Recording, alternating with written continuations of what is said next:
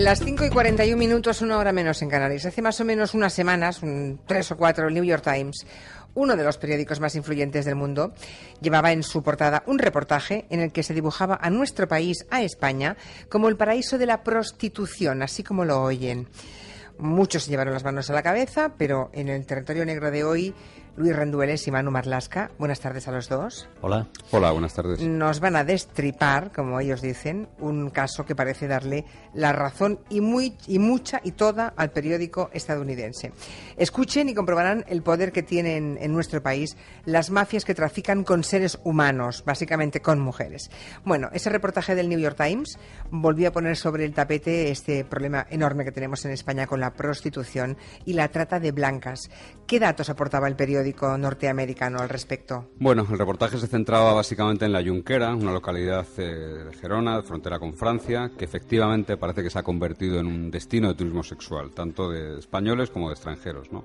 Pero además se aportaban datos muy alarmantes. Las autoridades españolas reconocían al periódico norteamericano que en nuestro país hay entre 200.000 y 400.000 mujeres que ejercen la prostitución y que el 90% de ellas son víctimas de esas redes de tráfico de mujeres, de redes mafiosas. 400.000 mujeres haciendo de prostitutas en España. Bueno, yo es que me llevo las manos a la cabeza. Y el reportaje del New York Times, ¿a qué atribuía la situación? Digamos, ¿por qué España es un paraíso de la prostitución? Pues por diversos motivos, ¿no? Primero, hasta el año 2010 no había en las leyes españolas nada que castigara específicamente el tráfico de personas con fines sexuales, ¿no?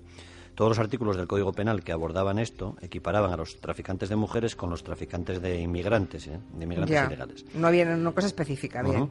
También se hace mención en el reportaje de New York Times de la presencia en España de muy poderosas mafias procedentes de Europa del Este y además también hablaba de cambios en hábitos de consumo.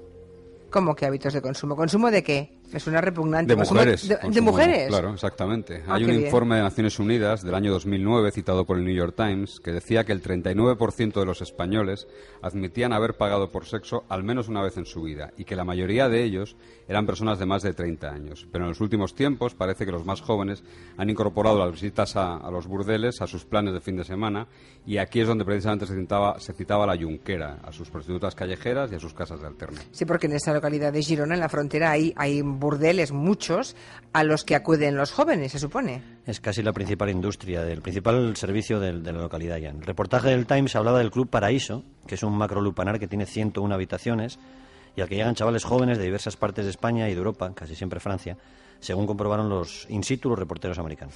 Bueno, el Paraíso, ese lugar, entre comillas, es uno de los clubes de alterne más grandes que hay en toda Cataluña, pero hasta hace unos años, muy cerca de Barcelona, en Castelldefels, nada, aquí un tiro de piedra, había dos burdeles que eran muy famosos que competían con ese del Paraíso que hemos contado. Hablemos de esos dos burdeles que había, hablamos en pretérito, en Castelldefels. Sí, son el Saratoga y el Riviera, que cerraron en el año 2009, después de una gigantesca redada de los Mossos de Escuadra, que no solo sirvió para acabar con esos negocios, sino que puso en evidencia el poderío tremendo, ¿no?, que tienen los mafiosos que se dedican a la prostitución y hasta qué punto son capaces de corromper precisamente a quienes tienen que perseguirlos. Estamos hablando de fuerzas de seguridad, hablamos de policías corruptos en este caso. Exacto. Hablamos aquí hace tiempo de la Operación Carioca, en aquel caso estaba centrada en burdeles de la provincia de Lugo y en la que están imputados ahora guardias civiles, policías nacionales y hasta funcionarios de la delegación del gobierno de Lugo, ¿no? A esos clubs gallegos iban todos ellos a tener sexo gratis, abusando de autoridad. Ya. A cambio, hacían favores a los dueños de los clubs. La trama, digamos, de Barcelona, la trama catalana del Riviera y el Saratoga, que va a ser juzgada también próximamente, afecta solo a agentes corruptos del Cuerpo Nacional de Policía, pero descubre de manera absolutamente explícita los siniestros acuerdos entre chulos, entre proxenetas y policías. Chulos y policías, bien. Para situarnos, ¿cómo eran esos clubes que hoy afortunadamente permanecen cerrados? ¿Cómo era Saratoga y el Riviera? Sí, están cerrados y no creemos que abran nunca más, al menos con esos nombres, ¿no? El proceso ha entrado ahora mismo en su última fase, en la de calificación, antes del juicio. Y se van a sentar en el banquillo 20 personas, entre las que hay 6 policías nacionales, 7 proxenetas, entre los que hay dueños de clubs, encargados y empleados, algún abogado. Y para los policías, el fiscal ha pedido penas durísimas, que llegan hasta los 44 años de prisión por delitos como extorsión, cohecho, asociación ilícita, favorecimiento de la prostitución. Los dos clubs en los que está centrada esta trama, Riviera y Saratoga, eran dos grandes locales que estaban en Castelldefels, como hemos dicho, habían abierto en el año 2002 y comenzaron a tener mucho éxito muy rápido. Para hacernos una idea de sus dimensiones, del tamaño del negocio, Vamos a contar lo que encontraron los Mossos de Escuadra, la policía catalana, cuando entró allí sin avisar el 7 de marzo del año 2009. Había 110 clientes, 110 hombres y 205 mujeres ejerciendo la prostitución. La mitad de estas 205 eran rumanas, aunque también había mujeres de hasta 15 países más, desde Moldavia a Nigeria, pasando por Argentina. Bien, y esas 205 mujeres de diferentes rincones del mundo, se supone que estaban allí, que no estaban allí por su voluntad. Bueno, el fiscal en su escrito deja bien claro, el escrito de acusación, que eran explotadas sexualmente, aunque tras el cierre de los clubes es cierto que algunas de ellas se han quejado de que la operación policial las ha dejado sin trabajo, pero también es verdad que según las investigaciones las condiciones en las que ellas ejercían la prostitución eran terroríficas. No es la primera vez que digo esto, pero en fin, que escuchen bien ahora, porque entre los que nos sintonizan alguno habrá, consumidor y cliente habitual de prostitutas, que sepan los que acuden a ese tipo de locales, dónde se meten y cómo trabajan las mujeres, las pobres chicas que se encuentran allí. Bueno, el fiscal recoge que las mujeres que trabajaban en el Riviera y el Saratoga estaban en su mayoría en situación irregular, sin arraigo social ni familiar, algunas eran menores de edad y, por tanto, y leemos textualmente el escrito, estaban privadas de ejercer los derechos que les son inherentes a la dignidad humana. Y, aún más allá, las mujeres se encontraban carentes de cualquier protección jurídica frente a los abusos laborales y sociales, dando lugar a que la prostitución no la ejercían libremente, no podían elegir el dónde, el cómo, el cuándo y el con quién, pues debían hacerlo bajo unas condiciones previas. Y esas condiciones, supongo, eran las que fijaban los chulos, ¿no? Los proxenetas, claro. Por supuesto. Las mujeres trabajaban, por ejemplo, de 5 de la tarde a 4 de la madrugada, pagaban los preservativos y los artículos de higiene que gastasen, y sus ingresos se anotaban minuciosamente en un libro de registro que llevaban las mamis, las mujeres encargadas de los locales, que también eran las encargadas de sancionar a alguna de las chicas cuando no cumplía. En esos libros incluso se anotaban los ciclos menstruales de las mujeres o la medicación que debían tomar, que las propias mamis les prescribían. La mayoría vivían... Vaya adulteración, por cierto, de la expresión mami, ¿eh? Bueno, es como la llamaban allí. Ya, ganas de vomitar me da, menudas mami, sí. Bien, sigamos. La mayoría vivían en los clubs, donde había hasta zulos en los que se ocultaba a las mujeres menores de edad o que estuviesen en situación irregular en el caso de que hubiese una redada. Pero, claro, hablabais al principio de los acuerdos que ha descubierto esta operación entre proxenetas, chulos y policías. Así que imagino que muchas redadas no hubo, si los tenían comprados, ¿no? No, las había, y precisamente las había, según el fiscal, para que los policías convenciesen a los proxenetas de lo bien que les iba a ir si cerraban tratos con ellos y lo mal que les iría si no, ¿no? Eran redadas casi chantaje. Claro. Vale. Por ejemplo, uno de los policías procesados en esta historia, Andrés Otero, que era jefe de un grupo de la UCRIF. La UCRIF es precisamente la unidad de la policía destinada a luchar contra la inmigración ilegal y el tráfico de mujeres y de personas. Este hombre, Andrés Otero, el jefe de ese grupo, decía, se puso en contacto con los responsables del Saratoga, de uno de los clubes de Alterna, al poco de que abriera sus puertas. Según el fiscal, el jefe de la policía, les pidió dinero a cambio de informarles puntualmente de las futuras redadas. Y supongo que los proxenetas accederían. Pues no accedieron. Y casi de inmediato, en julio de 2002, hubo en el Saratoga una espectacular redada en la que fueron detenidas 22 chicas en situación irregular. Ya. Todo el mundo recordará aquella operación porque se encontraron cámaras ocultas que servían para grabar y presumiblemente chantajear a los clientes. A partir de ahí, policía y chulos y proxenetas llegaron a un acuerdo económico, aunque todo se torció cuando ese jefe de grupo tuvo un accidente y se jubiló. Otros quisieron entrar en el negocio. Otros policías, imagino. Claro, daba bastante dinero y esta vez ya fueron palabras mayores, fue todo un comisario, el señor Luis Gómez, jefe de la anterior policía supuestamente corrupto, quien quiso sacar tajada y para, digamos, despejar dudas, ordenó otra redada en el verano de 2003 en el Saratoga, en la que se detuvo a 19 personas. Pero vamos, que era una redada para que entraran en razón y les pagaran... Claro, iban a hacer las redadas hasta que pagaran al policía. Qué asco. A partir de ahí se institucionaliza un acuerdo que es la esencia de todo este proceso: información policial y protección a cambio de dinero, de mordida. Bien, y ese acuerdo tan repugnante, cuando de él son parte policías, afectaba a los dos clubes, ¿no? Porque hasta ahora habéis hablado del Saratoga.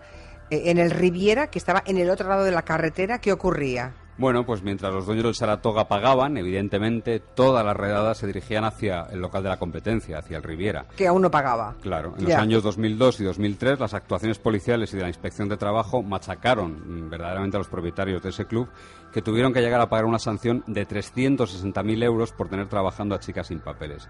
Así que los dueños del Riviera tendieron puentes hacia el comisario Gómez y llegaron a un acuerdo con él. De hecho, desde ese momento, el comisario se desvinculó del Saratoga y se centró en el Riviera, dejando el otro club a cargo de otros compañeros.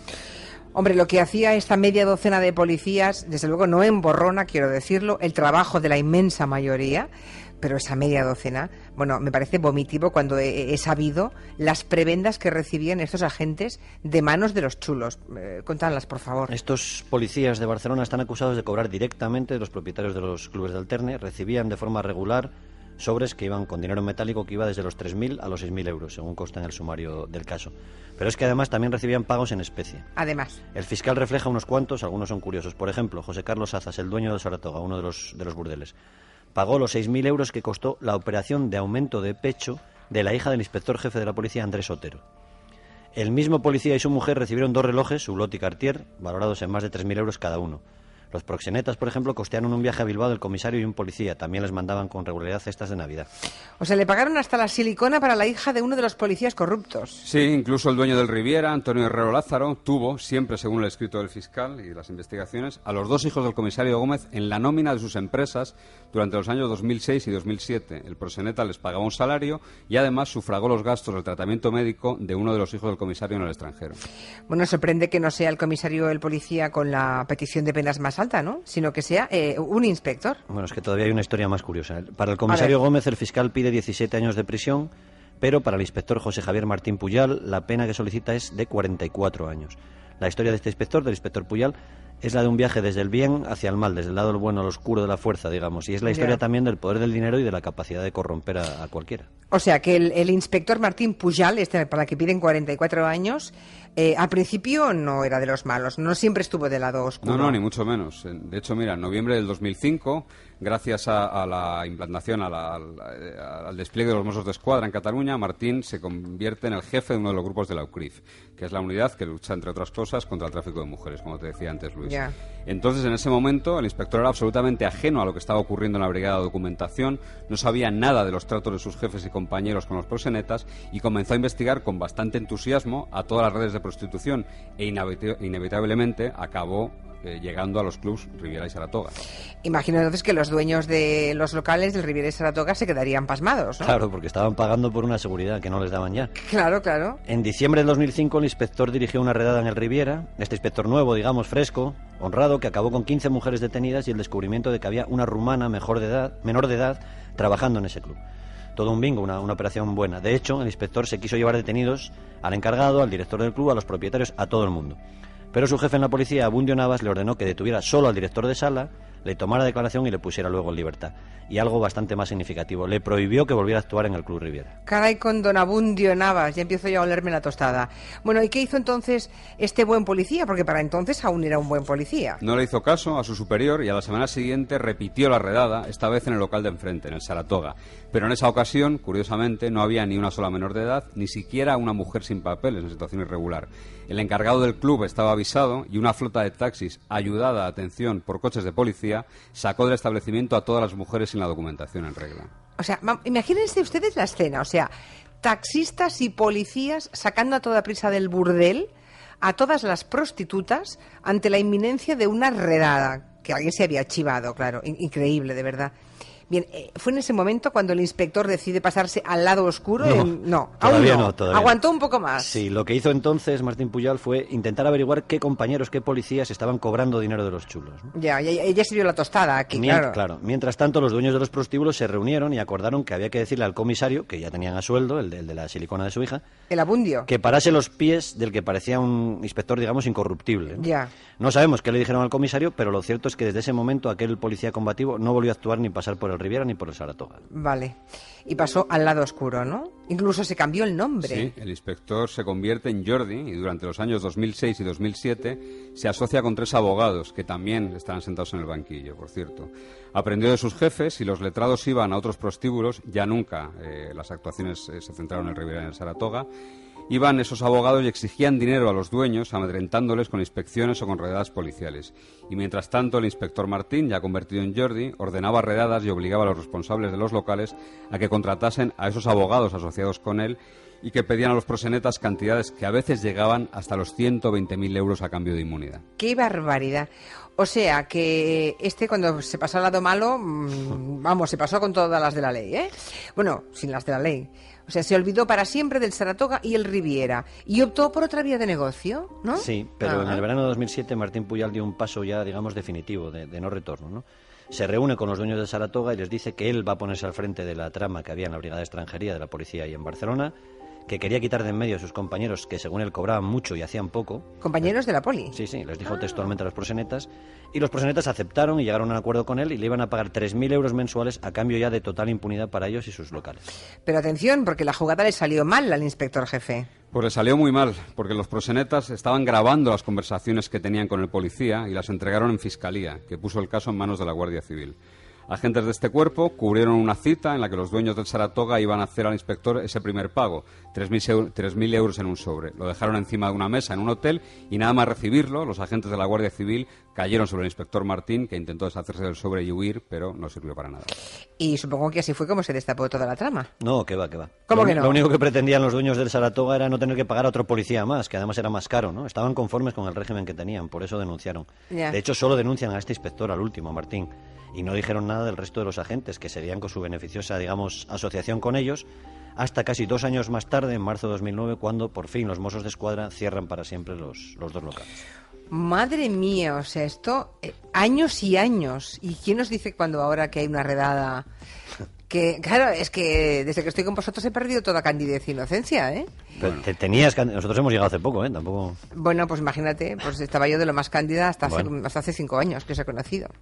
Porque cuando veo una redada ahora de estas que de pronto detienen a proxenetas y a mujeres en situación terrible, pensaré que alguien se ha ido de la lengua porque... No, pero mira, como hemos dicho antes, afortunadamente... Es una minoría. La inmensa mayoría de la gente que trabaja en la UCRIF, tanto en la central como en las provinciales, la verdad es que, y sobre todo desde que cambió el Código Penal, están muy centrados en el tráfico de personas con fines sexuales. Sí, ¿no? además... Se ha acabado, aquí en España se ha detenido al mayor traficante de mujeres del mundo, probablemente, a Clamparu, Sí. que está aquí encarcelado. No, además, la mayoría de los policías no trabajan por dinero, es una profesión todavía mal pagada y bastante vocacional. O sea, Oye, que el 40% de los hombres en España vaya habitualmente de vez en cuando de prostitutas. Yo no sé, pero que España tenga la fama de ser el país, digamos, con más prostitución. no tiene la fama. No, la fama no, la fama y la realidad. Bueno, es una pregunta difícil, somos 2 hombres aquí en... Ya, bueno, sois 2 hombres que imagino que no os sentís identificados con ese tipo de hombre, ¿no? Con ese no. Ya son las 6, ¿no? ¿Cómo? ¿No son las 6? Sí. Que son preguntas difíciles ya estas. Pues mojaros. No. ¿Cómo que no, mojaros? No, yo creo que sí que ¿Os es... parece Hombre, a ver, normal? estamos- ¿Cómo es que no? radicalmente... A ver, O sea, un estamos tipo- en vamos contra a del ver. tráfico... Hombre, a ver, Hombre, nos a haces ver, decir cosas que son obvias, Julia. Estamos radicalmente en contra del tráfico. Sí, pues de hay que mujeres, por decirlo, supuesto. claro. No, yo sí. siempre digo lo mismo. Cuando alguien vaya a una casa de prostitución, cuando alguien vaya a contratar los servicios de una prostituta, es muy interesante que conozca todo lo que hay detrás. Claro. Si aún así la contrata, me parece bien, quiero decir, está en la libertad de cada uno, pero debe conocer antes todo lo que hay detrás, ¿no? Me parece muy tibio lo vuestro. Yo sería mucho más contundente. Pero claro, si habéis alegado a vuestra condición de hombres, yo alego a la de mujer y me callo.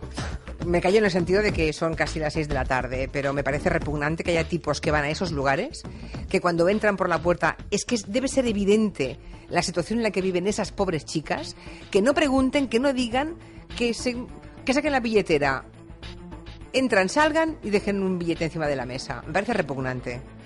Bien, gracias. Hasta la semana que viene. Adiós. Adiós. Hasta luego. Las 6, noticias y luego el gabinete.